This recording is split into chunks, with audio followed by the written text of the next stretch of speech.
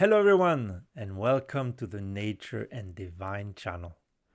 I'm very happy to record this video today because we're going to talk about a very important but also somehow complicated topic, the soul. The soul is central to most, if not all, spiritual development paths, and all doctrines and religions relate their teachings to it in one way or another. However, the soul is also often used and referred to very loosely, and is often tinted with a lot of mysteries and even sometimes fantasies. Here, I would like to offer a perspective on the soul that can be understandable through reason, and that is relatable in a spiritual development process. But because this topic is very vast, we will explore it in two parts. The first part will be about proposing a description of the cosmos, and the second part will talk about the existence of the soul in the cosmos and how it defines our own existence as soul bearers. So are you guys ready for this? So let's get started. As usual, let's start with some definitions. The soul is the spiritual or immaterial part of a living being and is regarded as immortal. It is also associated with the emotional or intellectual energy that is revealed in a work of art. We can see here that the soul, in its very definition, seems to be the divine part in us. And so finding an absolute definition of it is probably impossible. That is why we will look at it from different angles in the hopes that some truths about it will emerge. All right, let's have a look at what the etymology and the origin of the word soul can teach us. The word soul in English derives from the German Seele, which is translated from the Greek psyche. Here we have the root of all the derived words such as psychology, psychoanalysis, for instance, which indeed refer to the mind or the mental structure of a person as opposed to their physical structure. On the other hand, in Latin-derived languages, such as French, Italian, or Spanish, the term soul comes from Latin anima. And this is the root of common words such as animation and animal, for instance. And this indicates that the soul is an animating principle. And so we can say that whatever is animated somehow has an anima, a soul. Also, it is very interesting to note that the Latin word anima also means breath. So the concept of soul is tightly connected to breathing. And of course, when we think about breathing, we think of life.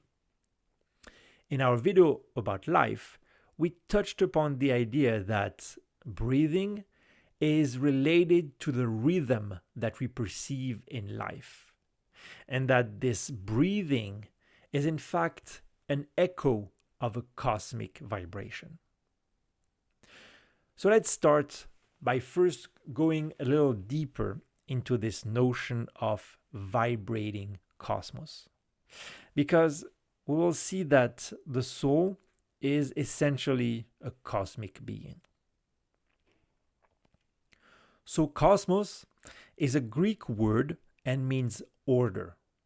And like any order, the cosmos is based on laws. Now, to explore these laws, let's try to combine scientific principles with the cosmic laws revealed in the Kybalion, a reference in Hermeticism. And relying on both revealed and proved truths might help us in getting closer to an accurate description of the cosmos. So one of the cosmic laws revealed in the Kybalion is everything is vibration. But what is vibration really? Let's look at it from a physics perspective. If we take, for instance, a point that vibrates, we can see that it essentially oscillates from one side to the other of a central line. But if we take a look at the position of this dot through time, we find out that it actually describes a sine wave. So a vibration can be considered as a sine wave. And sine waves have an important characteristic. They are periodic, which means that they repeat themselves over time with a certain frequency. And very simply, with a higher frequency, the wave is shorter and the dot vibrates faster. And with a lower frequency, the wave is longer and the dot vibrates slower. Now, the cosmos is not just a series of random waves. It actually is a collection of resonant harmonic waves. This notion of harmonicity is not that complicated. It simply means that the frequencies of harmonic waves are an integral multiple of the initial one. Here we can see such a collection of waves where they are all harmonic orders of the larger one, in that case, the purple one. So let's try to form a representation of the cosmos using the resonance property of waves and add to this collection of waves its mirror image. We see here that the higher the order of the wave, the more lobes it has, and the denser and more fragmented it appears. These different systems of waves or vibrations are the foundation of the different planes of manifestation in the cosmos.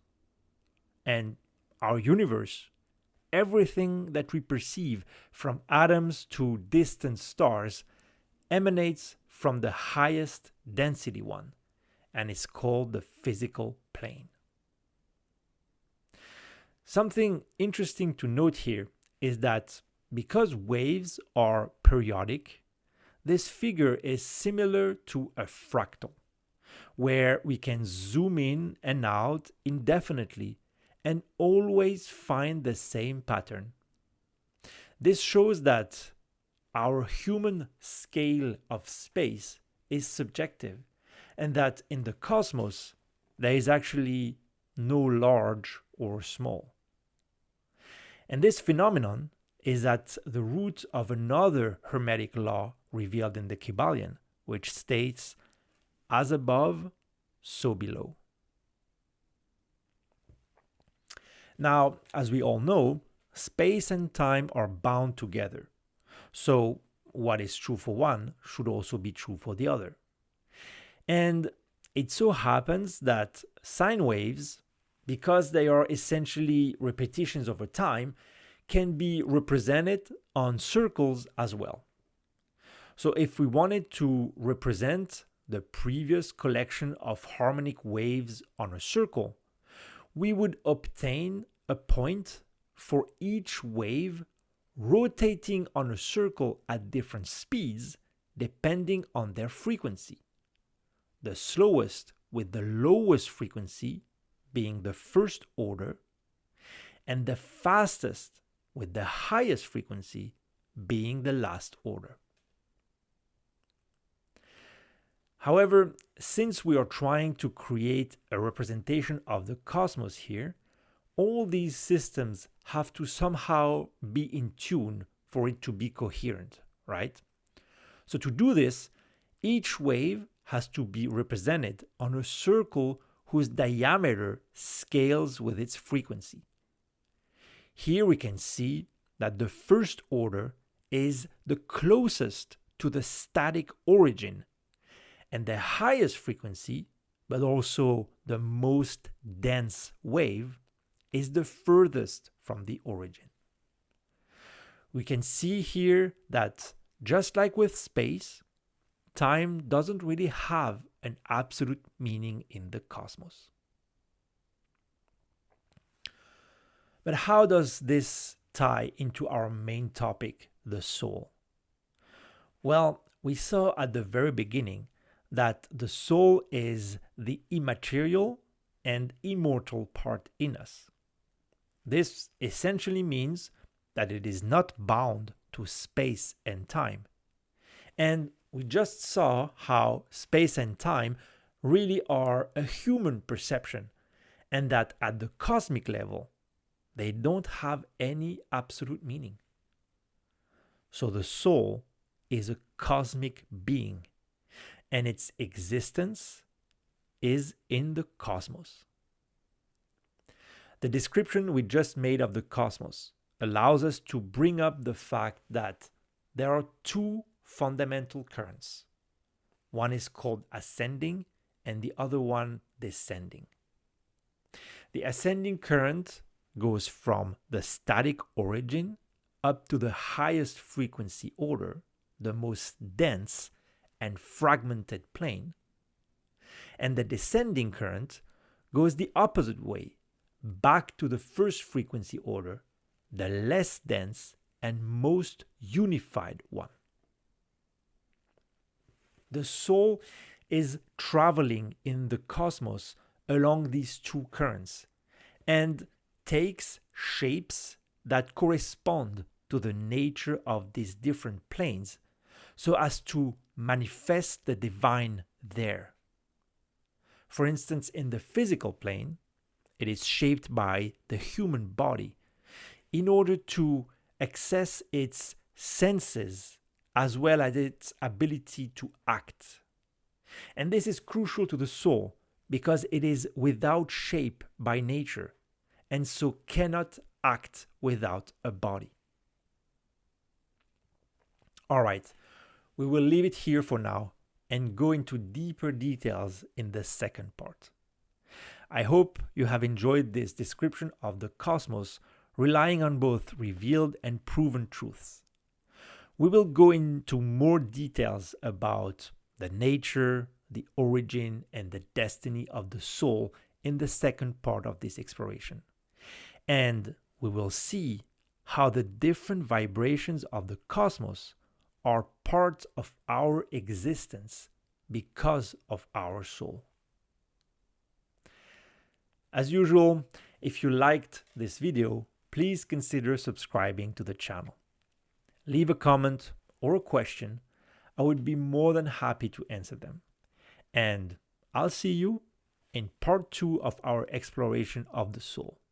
Take care.